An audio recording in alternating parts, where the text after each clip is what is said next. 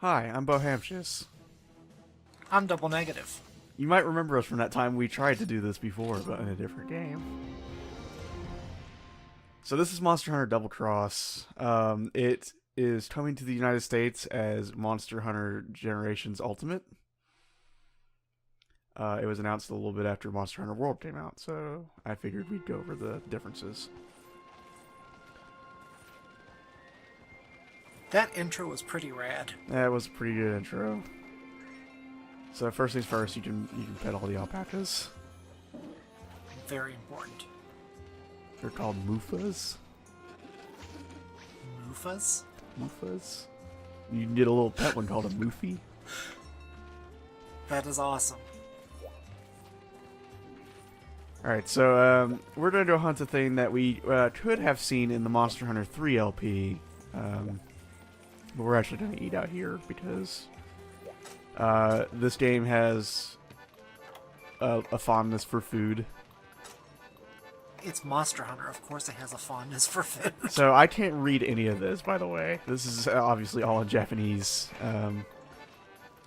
So if I pick something wrong or use a wrong item or everything, that's probably why. It's because I cannot read any of it.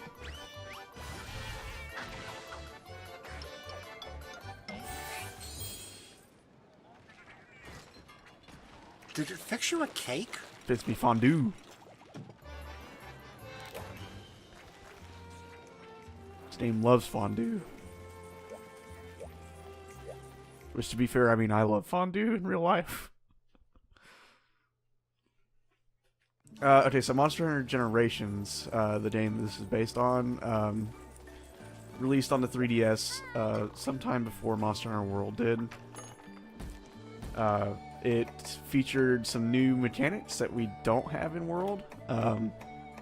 Most primarily is the addition of hunting styles.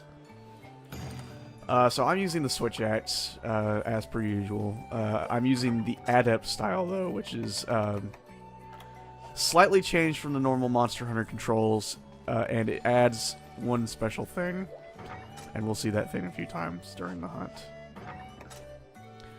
So we're going to go hunt a Zenodor. I don't think we got to Zenodor in Monster Hunter 3 Ultimate. Doesn't sound familiar.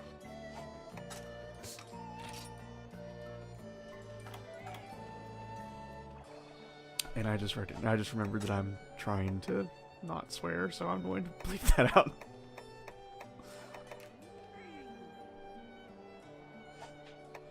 Does that mean we can use words like heck and frick? Yeah, we can use heck and frick. We can't use the stronger variants. Works for me.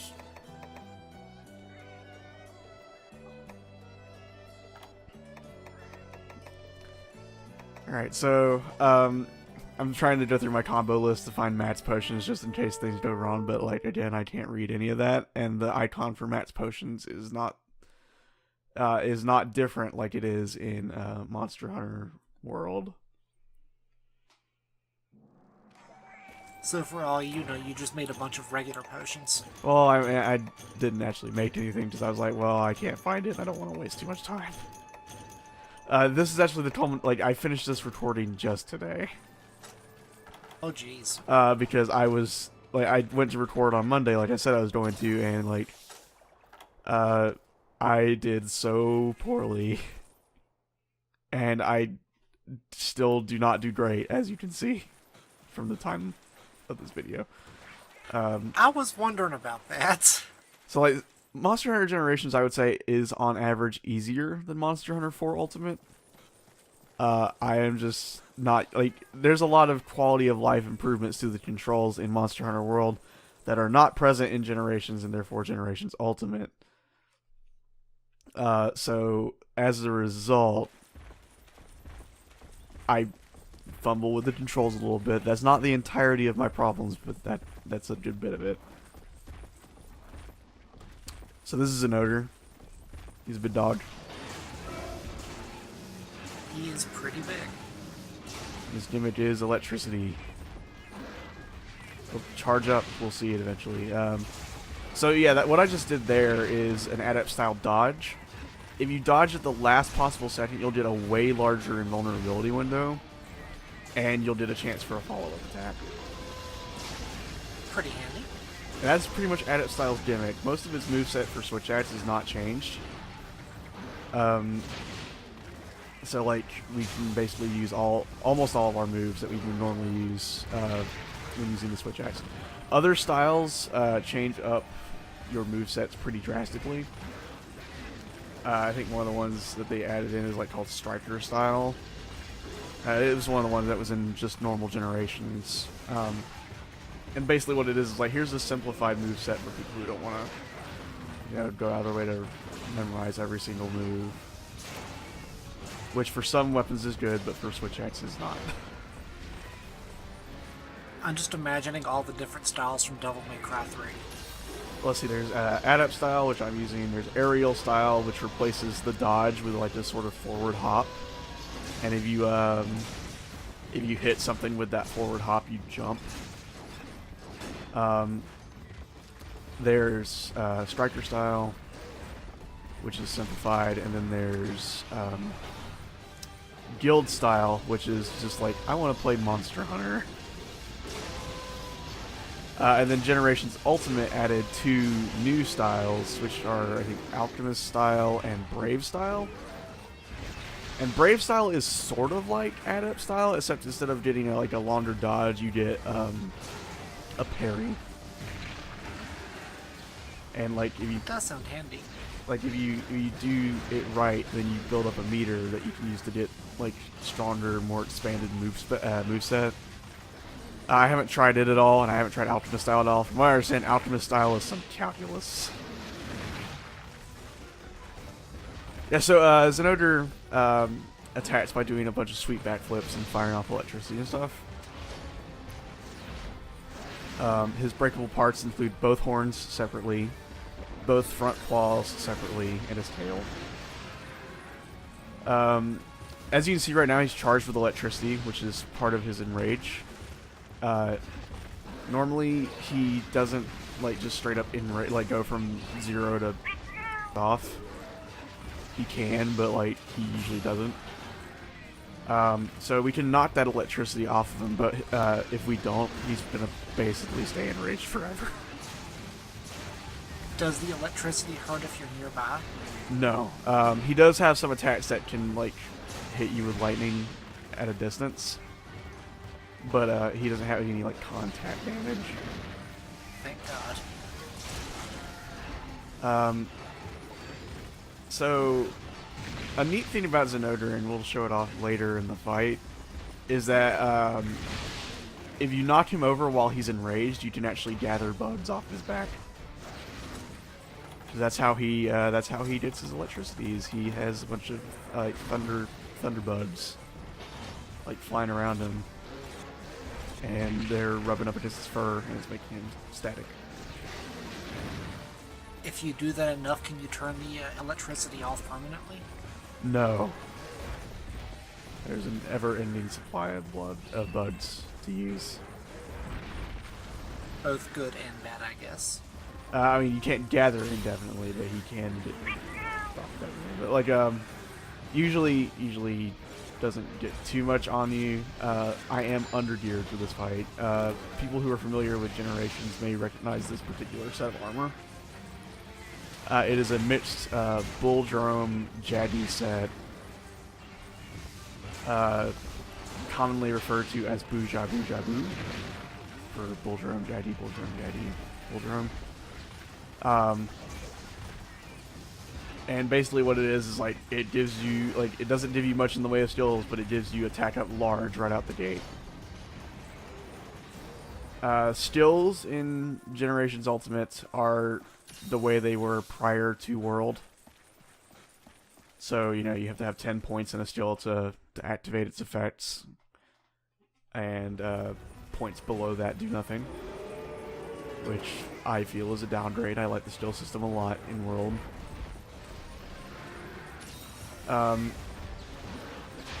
But this, of course, means you can, you know, do a little bit more with mix sets, because usually armor pieces have more than one skill on them. Decorations are also a lot easier to obtain in Generations. than they are in World. We haven't seen decorations that much in World yet, but we will see them more. I'm looking forward to more decorations. I was lucky there to get that last dodge off. Stun lasts a little bit longer in World because you have to have you have a little animation of like popping yourself out of it.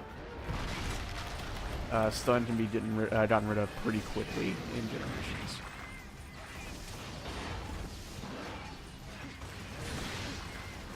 Seems like that would make the combat feel like it's faster.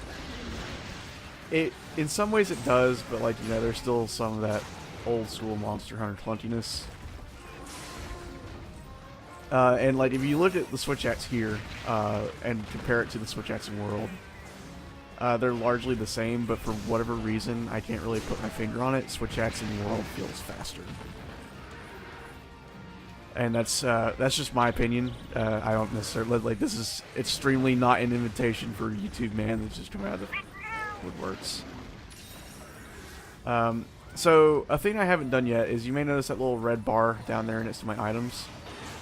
Yeah, I see that. That is a hunter art. Certain styles can equip more than others. Adept style can only equip one. The hunter art I have equipped here is energy charge, and so what it does is basically I can use it at any time so long as it's full to instantly get a full file of switch acts charge. So like say I run out of switch acts charge, I can just pop energy file or energy charge and it will give me a whole meter again. I can just stay in sword mode that much longer. And usually the charge time for energy charge 1 is short enough so that you pretty much always are in sword mode. I was gonna say it looks like it charges up pretty quickly. Yeah, you can, like this is the thing they added in Generations Ultimate, is you can add a special mode to each hunter art, and it increases the charge time in exchange for giving it different effects. And I chose not to do that for energy charge. So really, whenever Zenodra starts howling like that, I'm just trying to knock it over, so, because that will prevent it from gaining a level of charge. So you can see the bugs floating around it, little dots. Oh yeah. And that's level 1. It has 2 levels of charge. The second level is fully enraged. And usually it doesn't take long for it to start trying to charge up again afterwards, and usually it doesn't take that long to actually fully charge up. So I was lucky enough to not be right next to it when that happened. Imagine that gets kind of bad. It can get pretty nasty. So back in the 3 Ultimate LP, and this was a long time ago, you may remember that I mentioned that there were some enemies that you should not use shot traps against. Yeah. Alright, so if Zenodra is not charged and you use a shot trap and don't catch it, it will instantly go to level 2 charge. I kind of figured that's what you were getting at. So, like, the problem there is that it is harder to make pitfall traps. Like, you require 2 items instead of 1. You have to get ivy and spider webs to make nets, and then nets and trap tools to make pitfall traps, instead of just getting a shot or a thunderbug and a trap tool to make a shot trap.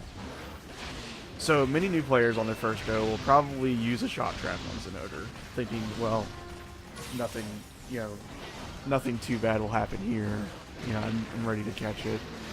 But it breaks out of shot traps very quickly, and it will instantly gain charge. So if you're not quick on the draw when it gets captured, or when it's put in the trap, you can make things a lot worse for yourself. So we're not going to be using our shot trap until the very end. We have one, though. Also, I think this is the beginning of high rank in Generations Ultimate. I can't remember fully. I'm hunter rank 3. Like you get to high rank pretty quick in Generations Ultimate. Jeez. And so Zenodra, like you may have noticed that every time Zenodra hits me, he takes off like a metric ton of my health.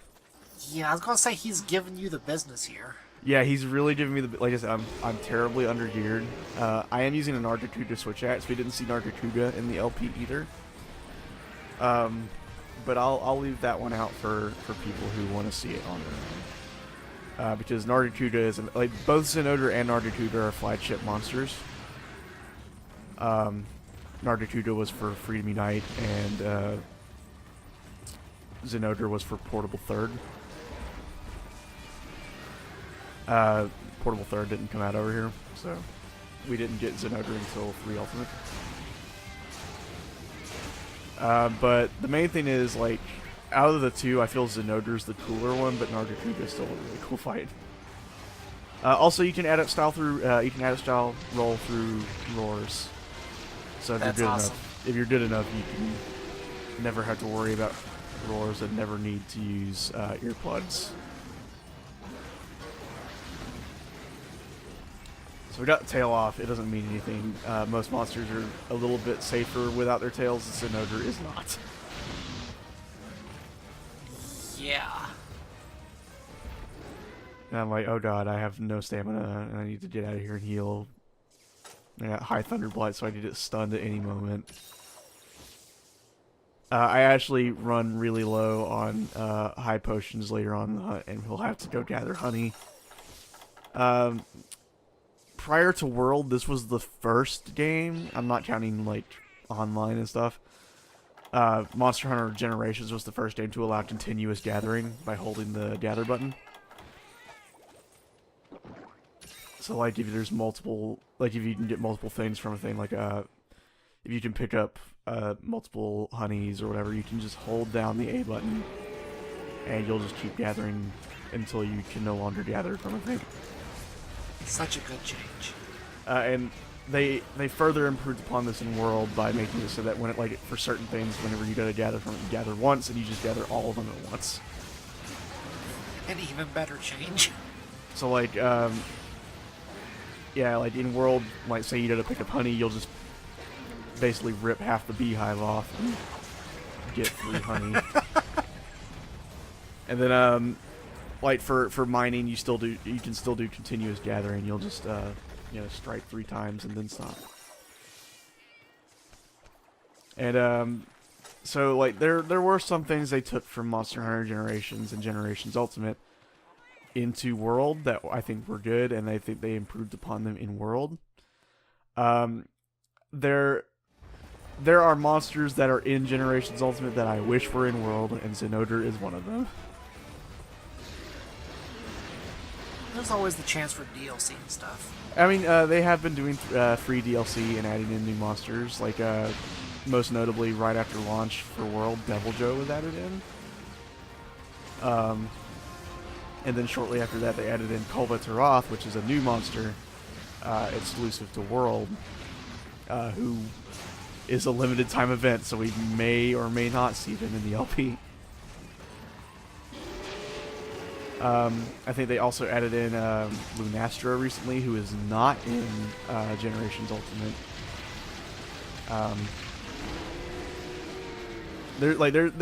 There's definitely the capability for them to add all the cool flagship monsters, and I don't doubt that they will.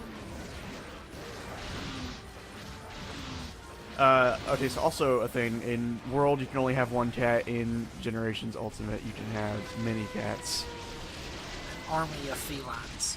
Instead of being like a sort of jack of all trades like they are in World, each cat has its own special like inclination. I have, I think, an attack cat and a healer cat, and also, whoops. Oh.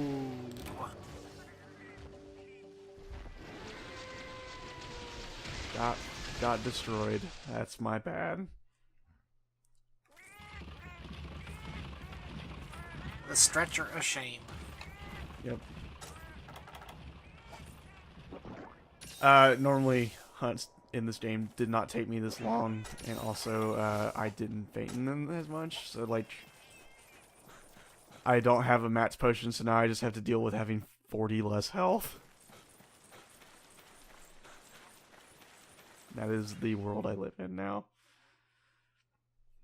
As you can see, Monster Hunter Generations Ultimate is still, you know, maps with areas, like the street areas.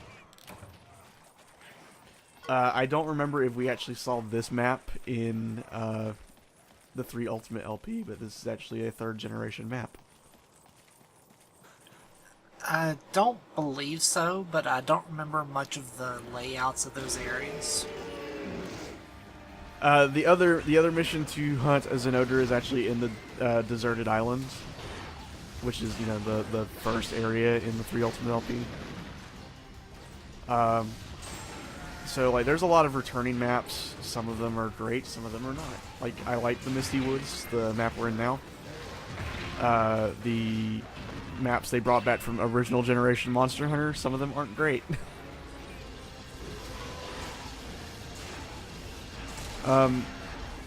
Also, like, some monsters that they added, or that they brought into this game from other games, probably should have stayed relegated to the history books. Like, I am not a fan of Yonderuga, I'm not a fan of Blandanga. None of those names mean anything to you as a layman. But, you know, some of these monsters that they brought in, I feel like they brought in just to have a higher monster count. But hey, guess what? There's Jaggy. Jaggies are still jerks. Jaggy and Jaggy is still jerks. Great Jaggy noticeably absent. Really? Yeah, Great Jaggy in this game is replaced by the Great Macau, which is a new monster. And it's neat. It's not my Jaggy friend though, so. But yeah, like I believe that they said that they left Great Jaggy out of both this and World because they said Great Jaggy needed a break from being the series punching bag.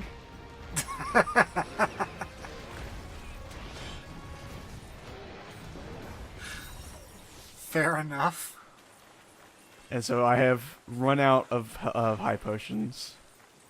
I still have my full stack of normal potions, so I'm going to find some honey and gather that. Gathering points in this, sometimes you will get more than 3 gathers out of it. You will get a minimum of 3 gathers out of each gather point. Unless it's like a rare one. So that's the thing they did change in World. In World, you can get a maximum of 3 gathering points, but the skills that give you more stuff just give you more stuff out the gate.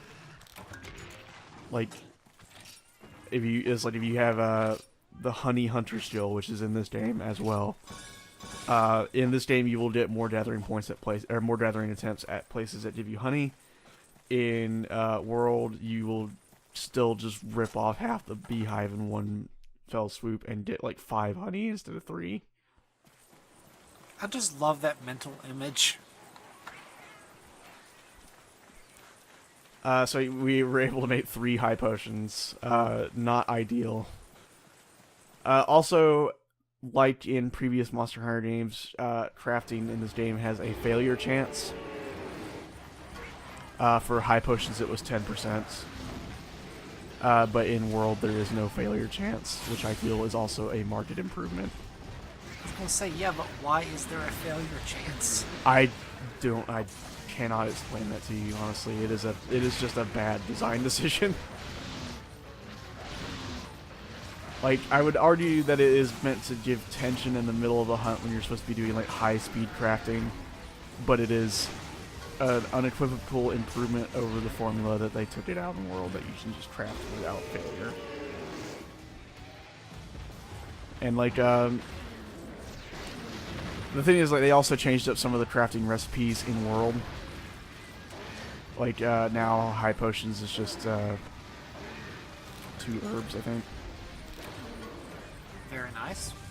Or it's high potions is still potions plus honey, but potions are just herbs.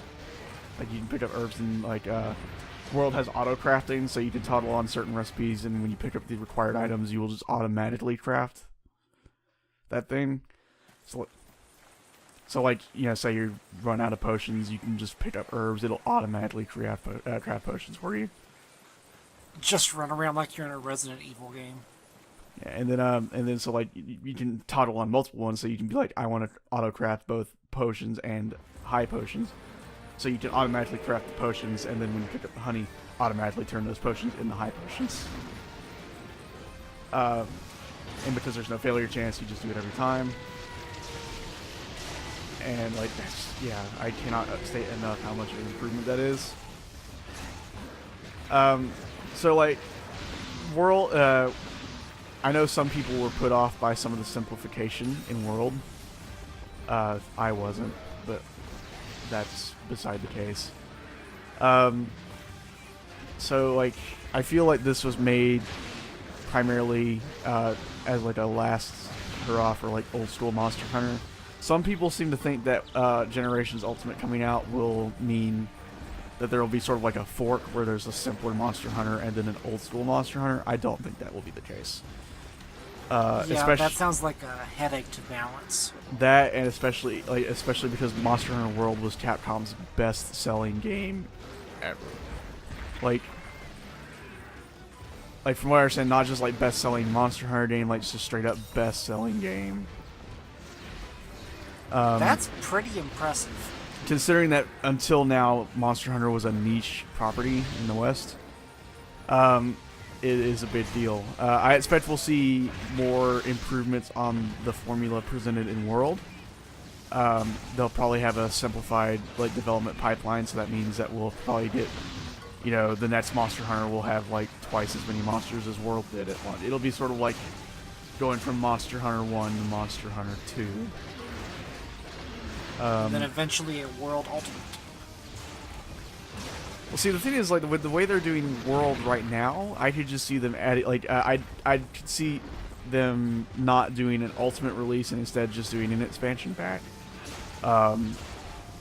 Like, the reason they did, you know, World and then, or not World, they did, like, say, 4 and then 4 Ultimate, or, Generations and then Generations Ultimate is, like, in each of those games, they added G rank as a thing. But basically, it was an expansion pack, but DLC is not easily handled on the DS. True. Or like not easily handled on the PSP. There is no such excuse for there's really no such excuse for like some of the newer ones. Like they could have definitely done it for maybe Generations, even though it was also on the 3DS, just because like by that point SD cards were a lot bigger. They could add basically a whole thing. Basically what I'm getting at is like with World, they're embracing like a more modernized DLC structure, where it is just like because it's free updates, it's packaged in the packaged into the updates. You don't have to worry about going and finding it. Microtransactions are a thing in World, whereas they are not in Generations Ultimate. All the DLC in Generations Ultimate is free. Whereas in World, it's all stuff like, here's new gestures, and here's new, stickers to use in chat and all that. And because I'm a huge mark for Monster Hunter, I bought, like, all of them. But like, you know, monsters and stuff are still free. Also, we're about to win. Woohoo! But yeah, Generations Ultimate, I feel for people who played World first will be a little bit of a step back, but will still be. Also, I'm trying to find the most important thing. I'm like, where the gestures? I need to prance. Please let me prance. That's dancing. No. Okay, well I got a little bit. But like, it would definitely be something worth checking out if you say want to play Monster Hunter on the Switch. But I would definitely say if you are someone who entered the series with World, maybe be prepared for a little bit of extra clunkiness. Some extra friction. Just a little bit. And so, like, yeah, I mean, definitely check it out if you are a Monster Hunter fan. If you have a Switch, it is the only one on the Switch.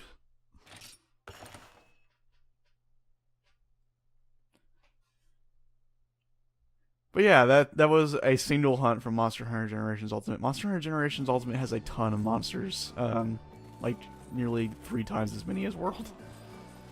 Hey, by the way, that monster was 52 feet long. Cool, you did it. The tradition has been continued. Okay, That silence was me furiously Googling. now to wave goodbye. I need to find the wave gesture. Screw it. Prance works. Goodbye. Goodbye.